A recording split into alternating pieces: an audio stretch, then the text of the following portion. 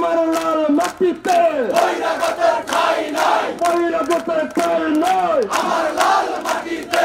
মাননীয় চেয়ারম্যান দলের তারেক রহমান সাহেব তিনি যে বিবৃতি, তিনি যে জবানবন্দি দিয়েছেন দলের কাছে, দেশবাসীর কাছে, আমরা জানি উনি বলেছেন যারা 17 বছর আন্দোলন সংগ্রাম জেল জুলুম হুলিয়ে নেওয়া মাথায় নিয়ে তার নির্দেশ করে আমরা আন্দোলন করেছি, তাদেরকে নমিনেশন দেওয়া হবো, আমরা এটুকু জানি।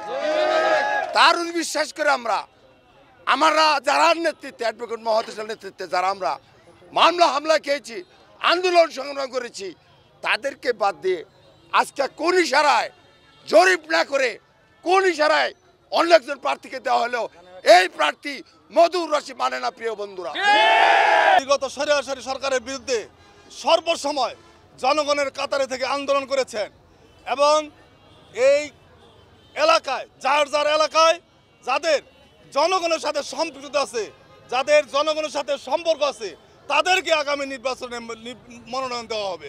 আমরা বুঝতে পারি নাই তারেক রহমান সাহেবের যে কথা, সেই কথার সাথে আমাদের মধুপুরের মাটি ও মানুষের নেতা, আমাদের মধুপুরের স্থানীয় সন্তান অ্যাডভোকেট মোহাম্মদ আলী বিগত 17 বছর স্বৈরাচারী সরকারের সময় আন্দোলন করেছে এবং মাঠে ছিল।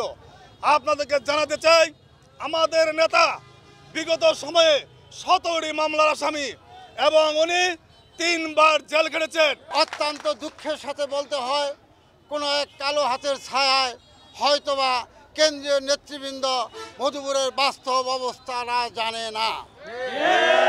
আমরা মধুপুরের মাটিতে, মধুপুরের রাজপথে আমরা মিছিল করে, সমাবেশ করে, জনতার ঢল নামে আমরা তাদের সাথে আমাদের শ্রদ্ধেয় নেতা জনাব তারেক রহমান সহ স্থায়ী কমিটির নেতৃবৃন্দের দৃষ্টি আকর্ষণ করতে চাই যে মধুপুরের মানুষ জননেতা অ্যাডভোকেট মোহাম্মদ আলী ছাড়া কাউকে ভোট দেওয়া চিন্তা।